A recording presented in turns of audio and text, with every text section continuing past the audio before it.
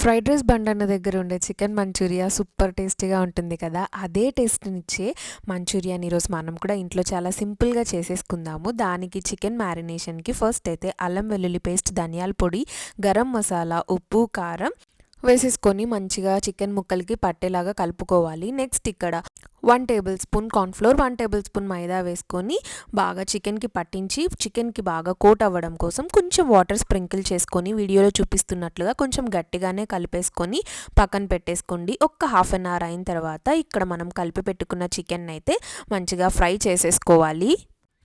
ఇలా మనమైతే చికెన్ని గోల్డెన్ కలర్లోకి వచ్చేంత వరకు ఫ్రై చేసేసుకొని తీసి ఒక ప్లేట్లోకి అయితే పక్కన పెట్టేసుకుందాము. నెక్స్ట్ ఇక్కడ మంచూరియా ప్రాసెస్ చూద్దాము. దానికి ప్యాన్ పెట్టేసుకొని ఒక 2 టేబుల్ స్పూన్స్ ఆయిల్ వేసుకున్న తర్వాత అల్లం వెల్లుల్లి సన్నగా తరిగి వేసుకోవాలి. అలాగే చిల్లీస్ని, ఆనియన్స్ని కూడా సన్నగా కట్ చేసుకొని వీటిని మంచిగా ఫ్రై చేసుకోవాలి. ఇవి ఫ్రై అయిన తర్వాత కొంచెం కరివేపాకు, అలాగే ఒక్క టీ గ్లాస్ వాటర్ పోయండి. వాటర్ మంచిగా మరిగేటప్పుడు రుచికి తగినంత ఉప్పు, కారం, అలాగే 1 table spoon tomato sauce, chilli sauce, vinegar, soya sauce వీటన్నిటిని 1 ఈచ్ టేబుల్ స్పూన్ వేసుకోండి.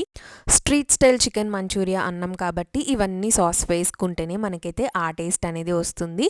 నెక్స్ట్ ఇక్కడ మనము ముందుగానే ఫ్రై చేసుకున్న చికెన్ని కూడా వేసేసుకొని మంచిగా ఒక్క 5 మినిట్స్ అలా మీడియం ఫ్లేమ్లో కుక్ చేసుకున్నామంటే యమ్మీగా అయితే street style chicken Manchuria ready అయిపోతుంది. చూస్తున్నారు కదా ఎంత టేస్టీగా ఉందో, డెఫినెట్గా ట్రై చేసేయండి మరి.